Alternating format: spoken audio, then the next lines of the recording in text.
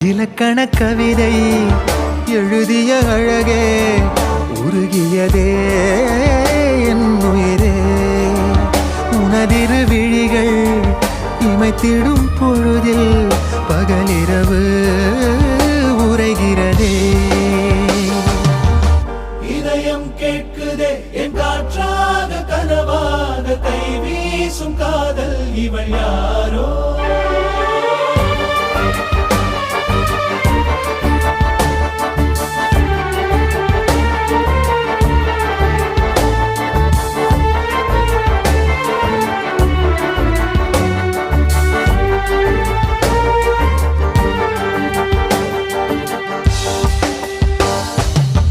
தேவதையின் விழியில் விழா காணும் பொன்வானம் அழைக்குது அருகில்